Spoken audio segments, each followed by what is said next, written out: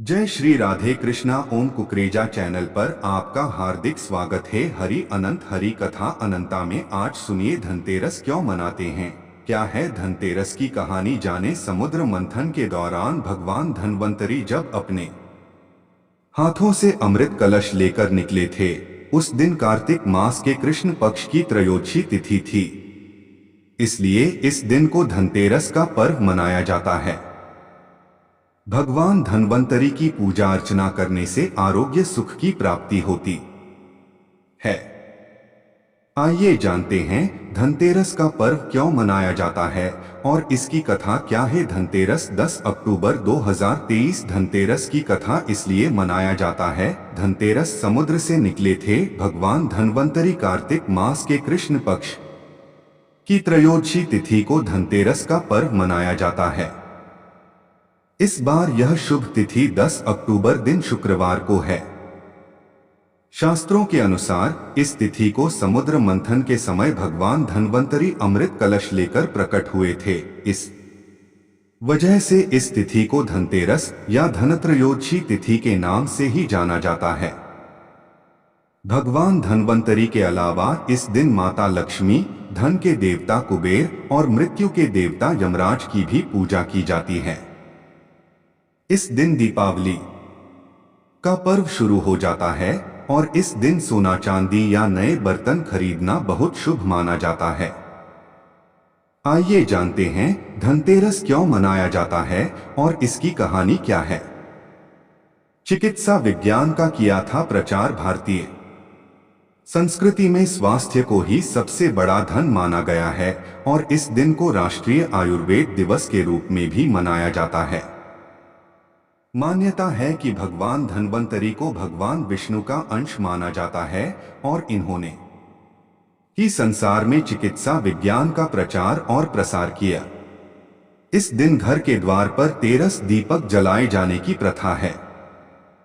धनतेरस दो शब्दों से मिलकर बना है, पहला धन और दूसरा तेरस, जिसका अर्थ होता है धन का 13 गुना।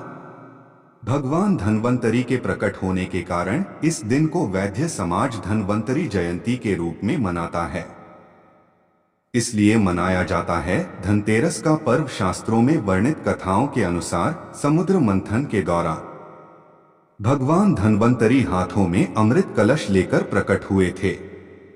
जिस तिथि को भगवान धन्वंतरी समुद्र से निकले वह कार्तिक मास के कृष्ण पक्ष की त्रयोदशी तिथि थी।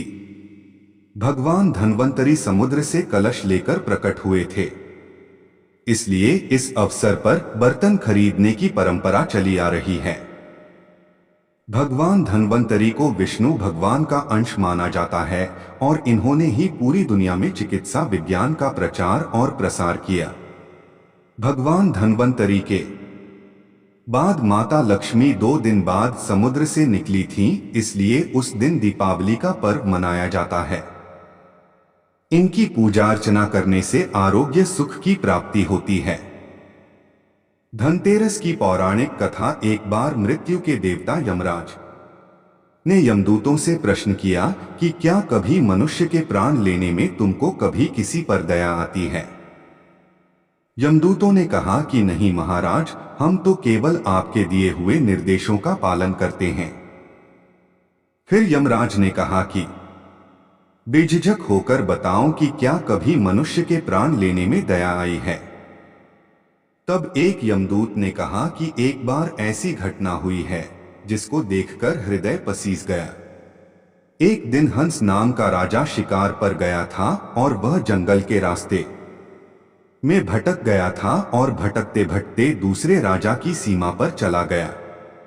वहां एक हेमा नाम का शासक था। उसने पड़ोस के राजा का आदर सत्कार किया।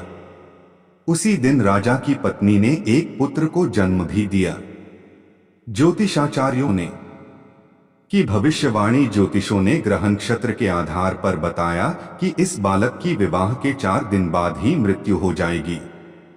तब राजा ने आदेश दिया कि इस बालक को यमुना तट पर एक गुफा में ब्रह्मचारी के रूप में रखा जाए और स्त्रियों की परछाई भी वहां तक नहीं पहुंचनी चाहिए। लेकिन विधि के विधान को कुछ और ही मंजूर था। संयोगवश राजा हंस की पुत्री यमुना तट पर चली गई और वहां राजा के पुत्र को देखा। दोनों ने गंधर्व विवाह कर लिया। विवाह के 4 दिन बाद ही राजा के पुत्र की मृत्यु हो गई। तब यमदूत ने कहा कि उस नवविवाहिता का करुण विलाप सुनकर हृदय पसीज गया था। सारी बातें सुनकर यमराज ने कहा कि क्या करें, यह तो विधि का विधान है और मर्यादा में रहते हुए यह काम करना पड़ेगा। यमराज ने बताया उपाय। यमदूतों ने पूछा कि ऐसा कोई उपाय है जिससे अकाल मृत्यु से बचा जा सके।